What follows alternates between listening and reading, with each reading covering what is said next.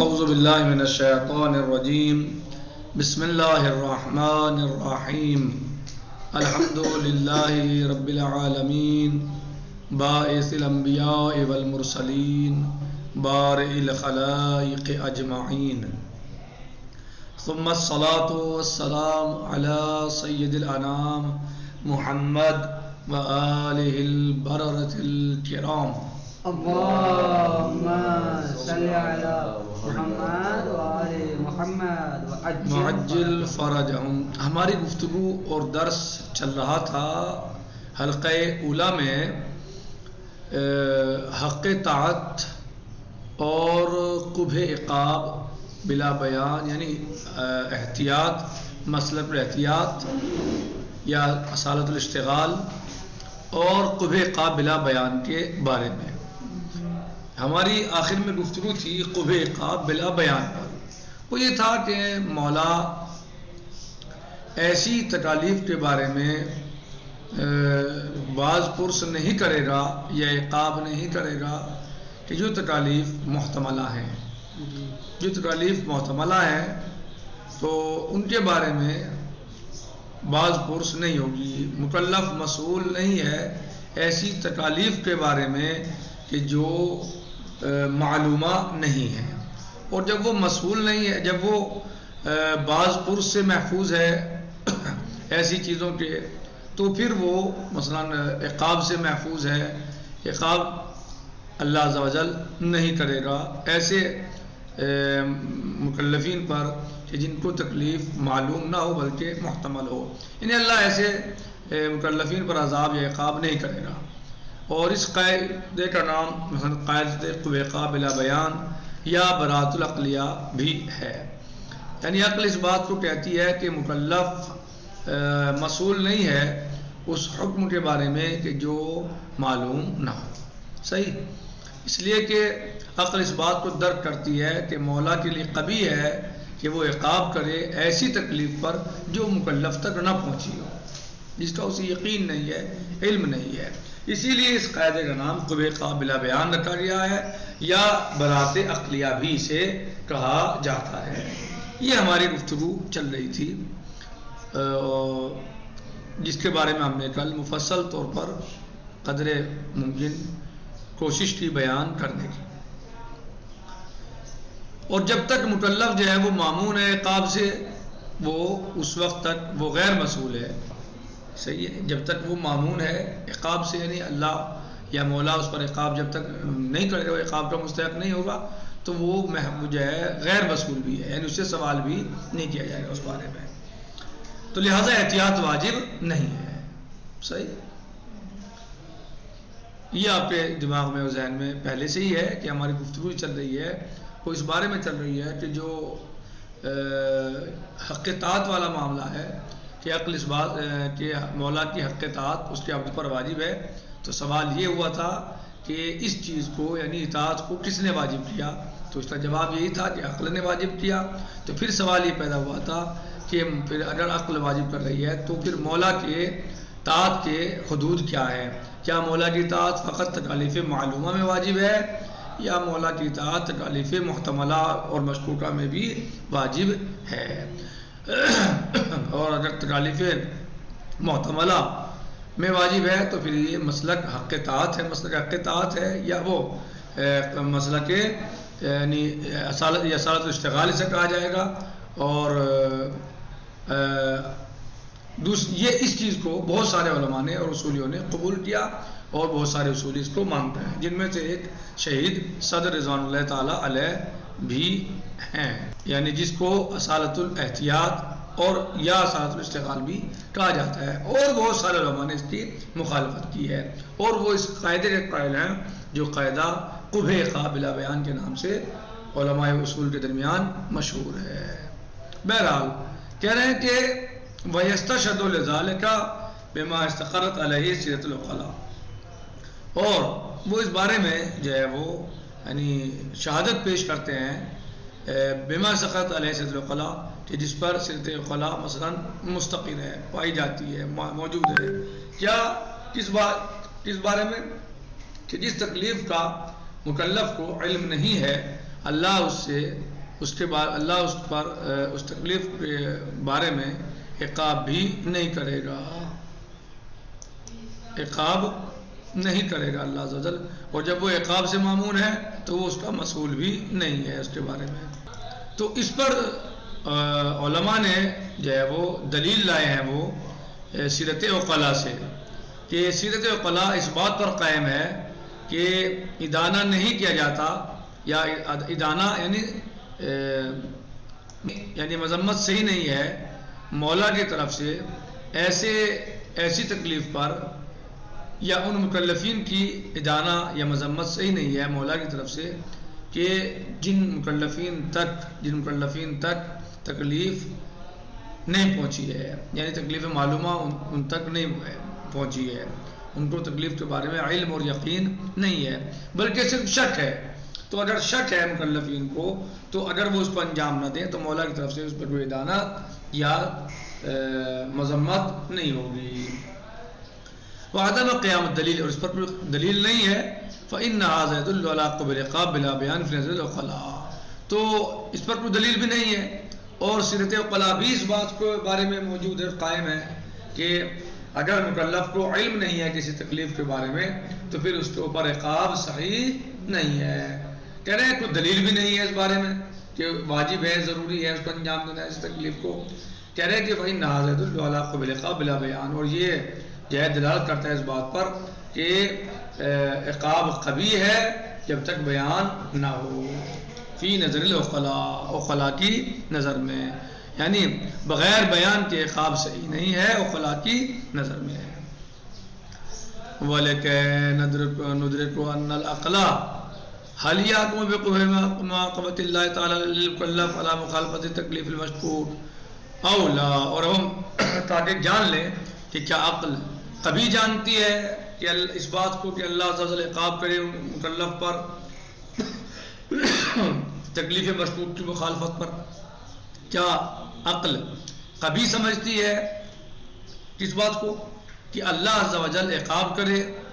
ان مکلفین پر کہ جن کو تکلیف کا علم نہیں بلکہ شک ہے، تکلیف کے بارے میں شک ہے؟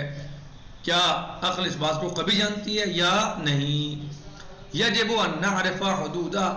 حق الطاعہ الثابت للہ تعالی، تو پھر ہمارے اوپر واجب ہے کہ ہم حق اطاعت کو جانیں، یعنی حق اطاعت کے حدود کو سمجھیں کہ اللہ تعالیٰ کی اطاعت کے حدود کیا ہیں۔ جیسے سوال شروع میں ہوا تھا کہ ہم اطاعت کے حدود کو سمجھیں کہ اطاعت کہاں تک ہے، کب ہے، کب تک ہے، کس وقت ہے، کیا صرف تکالیف معلومہ میں اطاعت واجب ہے یا تکالیف محتملہ یا غیر معلومہ میں بھی اطاعت واجب ہے، حق مولا ہے؟ تو ہمیں چاہیے ہم سب سے پہلے ہم اس بات کو جانیں کہ مولا کی حق اطاعت کہاں تک ثابت ہے۔ فَإِذَا كَانَ هَذَا الْحَقَّ يَشْمَلُ التَّكَالِيفَ الْمَشْكُوكَةَ الَّتِي يَحْتَمِلُ الْمُكَلَّفُ أَهْمِيَتُهَا بِدَرَجَةٍ كَبِيرَةٍ، پس اگر یہ حق اطاعت شامل ہو ان تکالیف کو بھی کہ جو مشکوکہ ہیں، یعنی حق اطاعت تکالیف مشکوکہ کو بھی شامل ہو، الَّتِي يَحْتَمِلُ الْمُكَلَّفُ أَهْمِيَتُهَا، کہ مکلف جن کی اہمیت کو یعنی کا احتمال رکھتا ہے، بِدَرَجَةٍ كَبِيرَةٍ، ایک بڑے درجے تک، یعنی جن کی اہمیت کا احتمال اس کے یہاں پایا جاتا ہے، فلا يكون عقاب اللہ للمکلف اذا خالفا قبیحا، تو اگر یہ حق اس کو بھی شامل ہے، کس کو؟ ان تکالیف کو بھی جو تکالیف مشکوکہ ہیں یا محتملہ ہیں، غیر معلومہ ہیں، تو پھر اللہ عز و جل کا ایسے مکلفین پر عقاب کرنا کبھی نہیں ہوگا۔ اگر تکالیف یا اگر حق اطاعت ان تکالیف کو بھی شامل ہے کہ جن تکالیف کا علم نہیں ہے مکلف کو، تو پھر مکلف پر اگر ایسے مکلف پر اللہ عز و جل عقاب کرتا ہے تو یہ عقاب کبھی نہیں ہوگا،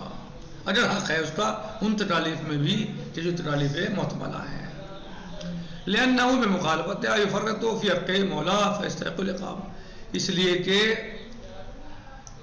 ان تکالیف کی مخالفت مبتلا کر دے گی حق یا ان تکالیف کی مخالفت گویا تفریط ہے حق مولا میں، فیستحق العقاب، پس وہ گویا عبد جو ہے یا مکلف عقاب کا مستحق ہو جائے گا، چونکہ افراط و تفریط دونوں صحیح نہیں ہے۔ تو یہاں پر جو ہے گویا اگر حق اطاعت ان تکالیف میں بھی پایا جاتا ہے جو تکالیف معتملہ ہیں، اور ان میں یہ عبد مخالفت کرے، اطاعت نہ کرے، تو یہ عبد مستحق ہوگا عقاب کا، اور یہاں پر عقاب قبیح نہیں ہوگا، اس لیے کہ اس نے تفریط کی ہے مولا کے حق کو ادا کرنے میں، مولا کے حق کو ادا کرنے میں کیا کی ہے؟ کوتاہی کی ہے، لہذا عقاب کا مستحق ہے۔ وَأَمَّا مَا اسْتُشْهِدَ بِهِ مِنْ سِيرَةِ الْعُقَلَاءِ، لیکن جو انہوں نے سیرت عقلاء سے جو اصطلاح یعنی دلیل پیش کی ہے، یا سیرت عقلاء کو جو لائے ہیں یہ گواہی میں، شہادت میں، دلیل میں، فلا دلالت لہو فی المقام، تو سیرت عقلاء کی تو یہاں پر کوئی ایسی یعنی جو ہے وہ دلالت نہیں ہے اس جگہ پر، یعنی سیرت عقلاء تو یہاں پر دلیل نہیں ہے۔ کیوں؟ یعنی اگر عقل والا اگر جو ہے مسئلہ یہ کہیں کہ اگر حق اطاعت ان تکالیف کو بھی شامل ہے جو محتملہ ہیں، اور یہ عبد انجام نہ دے ان کو، تو پھر یہ مستحق عقاب ہوگا، اور عقاب اس پر کبھی نہیں ہوگا، ٹھیک؟ اس لیے کہ یہ اس انسان نے مولا کے اطاعت میں کوتاہی کی ہے، تو لہذا مستحق عقاب ہے۔ لیکن یہ جو دلیل لائے ہیں کون سی؟ سیرت عقلاء سے، کہنا ہے کہ استعان میں مقام نہیں ہے، یا یہ دلیل یہاں پر صحیح نہیں ہے، یہ دلیل یہاں پر مناسب نہیں ہے۔ کیوں؟ لِأَنَّهُ، اس لیے کہ انما یثبت ان حق الطاعة فی الموالی العرفین یختص بالتکالیف المعلومہ، اس لیے کہ صرف اور صرف جو ثابت ہوتی ہے عرف میں، سیرت عقلاء میں، وہ جو ثابت ہوتی ہے حق اطاعت عرفی موالین کے لیے، موالی عرفی جو ہیں یعنی عام جو موالی ہیں، مولا ہیں، وہ تکالیف معلومہ میں ہوتی ہے۔ ان حق الطاعة، حق اطاعت یعنی واجب ہے موالی کا، یعنی جو مولا ہیں عرفی، جو عام طور سے دنیا میں مولا پائے جاتے ہیں، مالک جو ہوتے تھے اس وقت پہ غلاموں کے، تو وہ کن کے لیے چاہتے وہ کہ وہ ان کے جو عرفی مولا ہیں تو وہ خاص ہے تکالیف معلومہ سے۔ حق اطاعت کن تکالیف سے خاص ہے؟ حق کس سے؟ تکالیف معلومہ سے، تکالیف معلومہ سے حق اطاعت خاص ہے۔ لیکن ہمارے بحث تکالیف معلومہ میں تھوڑا یہ ہے، تکالیف معلومہ میں تو ہے ہی، بات یہ ہے کہ کیا معتملہ میں بھی حق اطاعت ہے یا نہیں، ہماری بات یہ چل رہی ہے۔ کہنے وَهَذَا لَا يَسْتَلْزِمُ، اور یہ جو عرف کی دلیل لائے ہیں عرف سے، سیرت عقلاء سے دلیل لائے ہیں، وَهَذَا لَا يَسْتَلْزِمُ يَكُونَ حَقَّ الطَّاعَةِ لِلَّهِ تَعَالَى كَذَلِكَ أَيْضًا، تو یہ یہاں پر لازم نہیں لاتا کہ حق اطاعت اس میں بھی جو ہے وہ لازم ہے۔ اِذْ أَيْ مَحْذُورٌ فِي التَّفْكِيكِ بَيْنَ الْحَقَّيْنِ، لہذا تفکیک ان دونوں حقوں کے درمیان، والالتزام بین احدہما اوسع من الآخر، اور اس بات کا التزام کہ ان میں سے ایک جو ہے وہ اوسع ہے اور دوسرا یعنی تنگ ہے، یعنی حق اطاعت فی کل تکالیف معتملہ کانت او مثلا معلومہ، چاہے تکالیف معلومہ ہو یا معتملہ ہو، یہ حق اطاعت کیا ہے؟ یہ اوسع ہے، اور صرف تکالیف معلومہ میں حق اطاعت یہ کیا ہے؟ یہ مثلا جو ہے وہ ضیق ہے، یعنی فقط حق اطاعت تکالیف معلومہ میں ہے۔ تو اگر تکالیف معلومہ میں حق اطاعت ہے اور محتملہ میں حق اطاعت نہیں ہے تو پھر عبد جو ہے وہ مستحق عقاب نہیں ہے،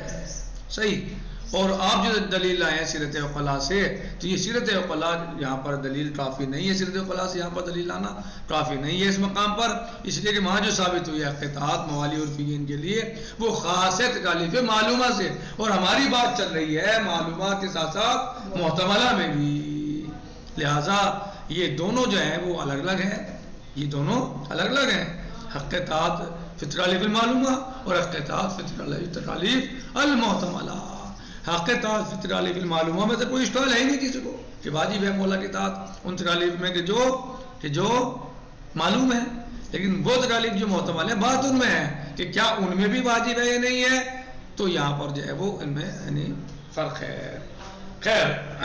نتیجۃ القول یہی ہے آخر میں شہید جو قائل ہوئے ہیں، فالقاعدہ الاولیہ اذن ہی اصالۃ الاحتیاط، شہید کہتے ہیں کہ قاعدہ اولیہ جو ہے وہ کیا ہے؟ اصالۃ الاحتیاط ہے۔ یہاں پر شہید کیونکہ قائل ہیں اس بات کے کہ اصالۃ الاحتیاط یعنی تکالیف معلومہ کے ساتھ ساتھ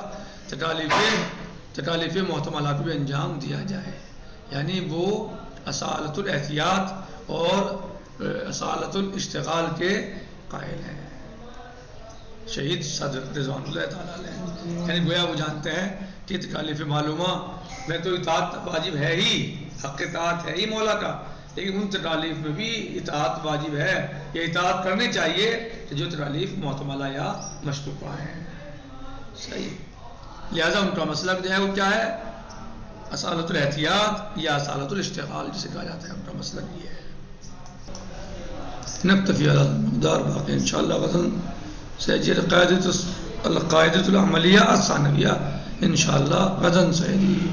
والحمد لله رب العالمين، والسلام عليكم ورحمة الله وبركاته. في أمان الله، خدا حافظ.